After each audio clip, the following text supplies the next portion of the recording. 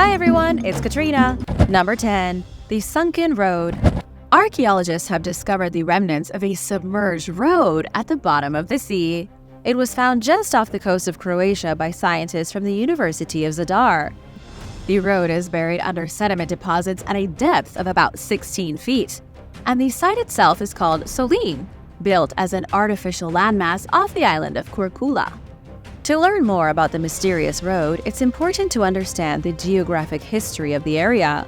The island of Korčula is part of the Adriatic archipelago, which was originally part of the mainland. But that all changed around 12,000 BC because the melting ice in the north caused global sea levels to rise dramatically.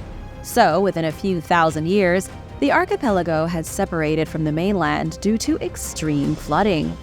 It was the Neolithic Kavar culture that built their settlement at Solin. They lived here up until around 4,900 years ago, maybe even a little longer. Previous excavations have been able to date organic materials to around that time. But the most recent underwater survey revealed the road, which was built with huge slabs of stone 7,000 years ago. Researchers also found a second submerged settlement near Solin. It's possible that the two settlements were connected by the road, but because the world hadn't stopped filling up with water yet, both settlements sank and the people were forced to flee. There's a whole series of communities here from prehistoric times, a real-world version of Atlantis. And now for number 9. But first, I want to give a big shout-out to Kenny McGraw and Sherry Ribble. Thanks so much for watching and supporting Origins Explained. If you are new here, be sure to subscribe and join the family. Number 9. The Lost Temple of Hercules. There's an ancient legend of a temple located somewhere in the Bay of Cadiz in Spain. Ancient accounts say the temple was visited by Greek and Roman pilgrims. People came from far and wide to pray to the temple's god for strength. Even the famous dictator Julius Caesar traveled to this magnificent temple to ask for strength in battle. And the temple was dedicated to none other than Hercules. There were a lot of different temples dedicated to the son of Zeus in the ancient world. They were built all across Europe, but trying to distinguish them can be a little confusing. Almost all of them had the same name. But this particular one in Spain is called the Temple of Hercules Gaditanus. Records of its existence date back to the 9th century BC. However, nobody ever knew if it existed or if it was a place of legend. At least, not until now. Researchers from Seville University recently located the ruins of a monumental structure in the Sancti Petri Channel, an intertidal area of the Bay of Cadiz. The structure is right in the very spot where ancient historians said the Temple of Hercules once stood, and as far as archaeologists can tell, it was truly megalithic. The temple stood almost 1,000 feet long, and it was nearly 500 feet wide. Archaeologists are currently unable to confirm that Hercules was the deity of the temple, but based on what they've already found and the historical accounts, this is likely what they were searching for. And as one of the greatest monuments built to Hercules, it shows just how magnificently important the hero was in ancient times. Number 8. The Longest Cave. A diving team in Mexico has found the longest cave in the world. The discovery involves two previously separate underwater cave systems, Sac Actun and Dos Ojos. These are two of the longest caves in Mexico, and now divers have discovered that they're connected. It's not two different caves at all, but a single, unbelievably long underwater passage. The total length of the system is now 216 miles. The cave will keep the name Sac Actun, with scientists saying Dos Ojos will only be considered just one part of it. The Sac Actun cave is the longest underwater cave on the planet by far. Its rival, the Oxbel-Ha system, which is also in Mexico, is a measly 168 miles. The Sac Actun system was first discovered in 1987. And yes, it's just as complicated as you're likely thinking.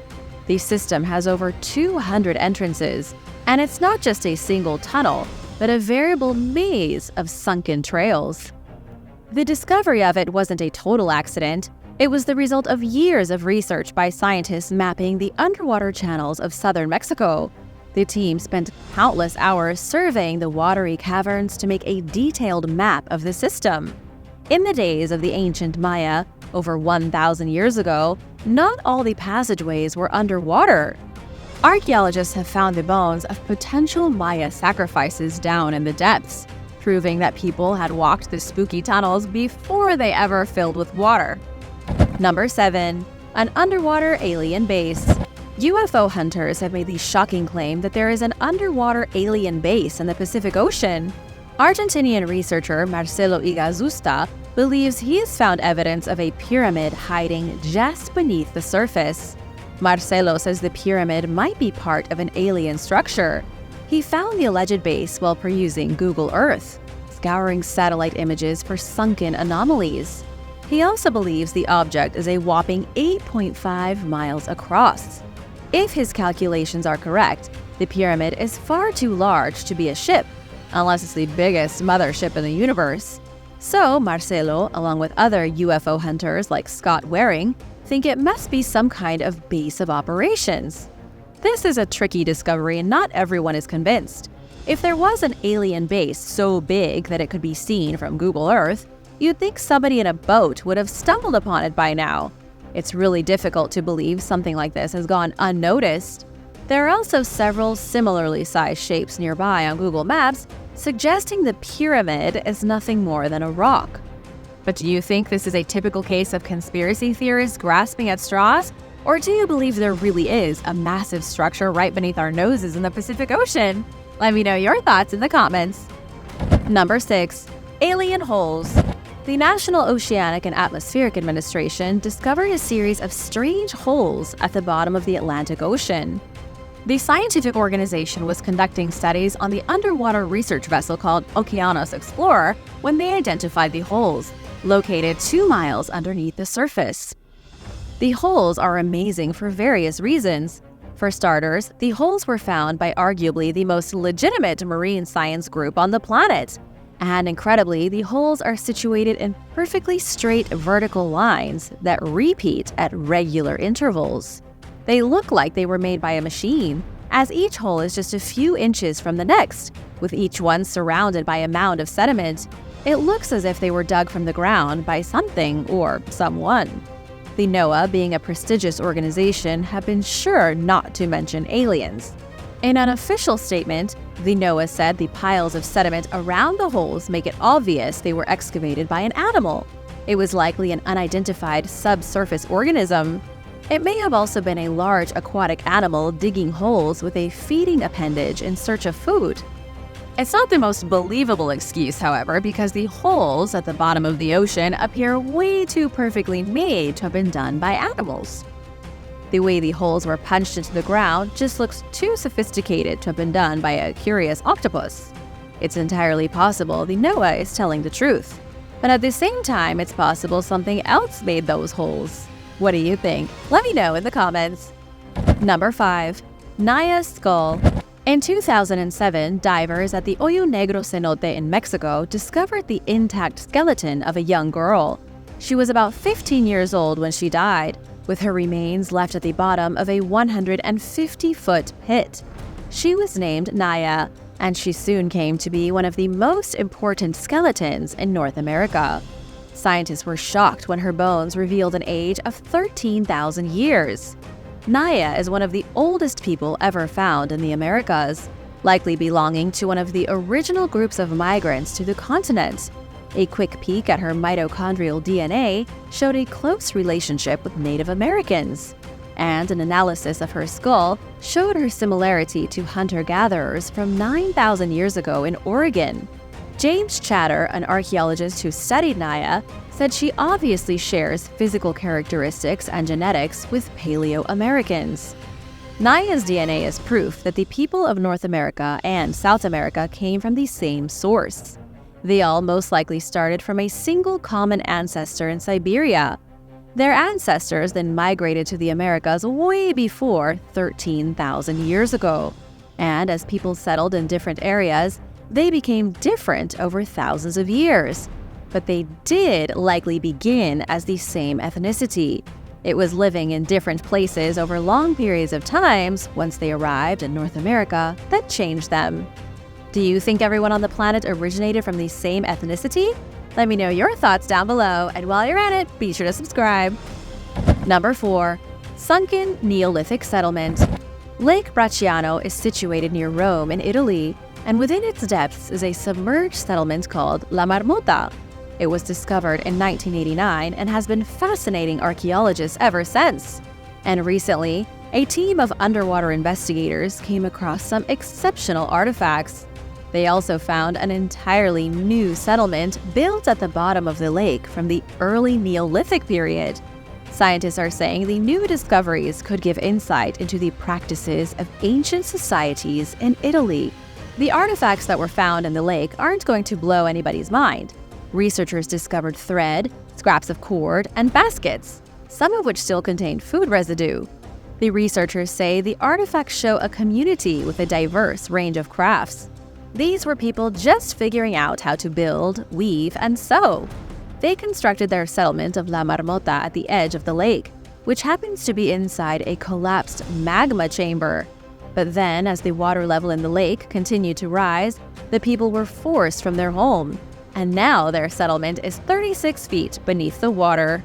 But even after all these amazing recent discoveries, archaeologists don't think they've scratched the surface. It's been estimated that only 25% of La Marmota site has been explored. That means there could be plenty of other settlements that are still waiting to be discovered. And who knows what else is buried at the bottom of the lake. Number 3. The HMS Invincible. During the War of the Austrian Succession in 1747, the HMS Invincible fought at the First Battle of Cape Finisterre. The Invincible got its name for a very good reason. It had 74 guns on board and was a powerful fighting ship for the French Navy. It was launched in 1744 in France, and it suffered its first major defeat just 3 years later. The Invincible was escorting a convoy of merchant ships when a British fleet suddenly showed up. There were 16 ships in the British fleet, way too many for the Invincible to take on by itself. But the captain was brave and helped his convoy escape by engaging the British warships. The French suffered major casualties, but it was all in the name of honor. And it wasn't until after nearly everyone on the crew was killed that the French commander finally surrendered. But that wasn't the end for the HMS Invincible. In 1757, she was fully repaired and on a voyage to Louisbourg in modern-day Canada.